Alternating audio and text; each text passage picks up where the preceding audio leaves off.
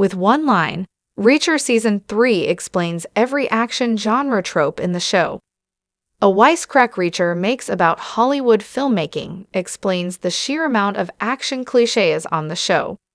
The Lee Child Jack Reacher books are a unique fusion of intelligent mysteries and pulpy action.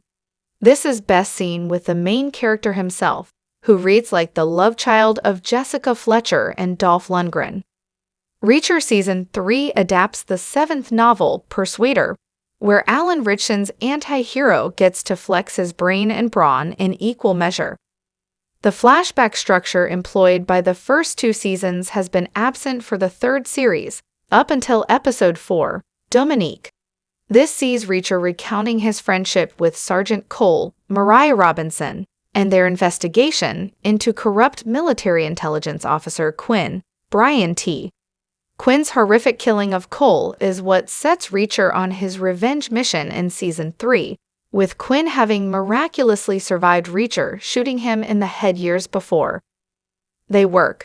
How Reacher Season 3 explains away the show's use of action genre tropes. Much of Dominique is devoted to the friendship that Reacher forms with Cole, including an early stakeout scene in a park.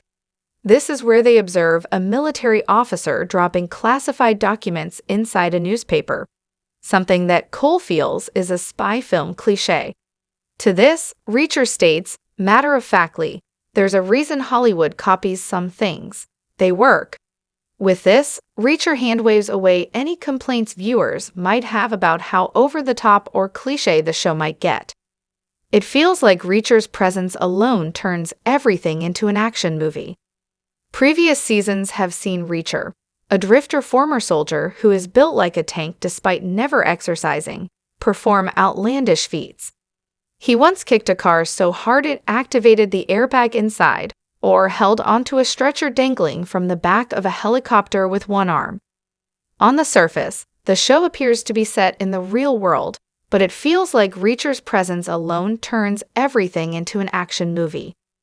He can punch, shoot, and think his way out of seemingly impossible scenarios, and shrug off little things like being stabbed or taking multiple crowbar blows to the head. With Reacher's Hollywood comment, the show is making a meta-gag about its own reliance on action tropes, and that no matter how trite they are, there's a reason they reappear again and again. Reacher uses action genre tropes a lot, but does them well. Reacher sets itself apart from the typical crime procedural because it has a muscle-bound action hero at its center. This is a feature, not a bug. The books and their live-action adaptations know the heightened elements are the draw. Audiences want to follow a character who can outfight, outshoot, and outthink every opponent, and who always has the perfect cutting quip. Every season has seen Reacher seeking revenge for the murders of friends or family, where he always seems to be in the right place at the right time. There is always a final showdown with the main villain, and despite leaving trails of bodies in his wake every season, Reacher is never wanted by the authorities. Of course, each season gives him a hot new love interest too.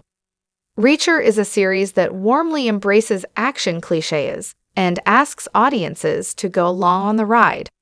It helps that these tropes are usually well deployed and add spice to what, once again, could be a bog-standard detective procedural.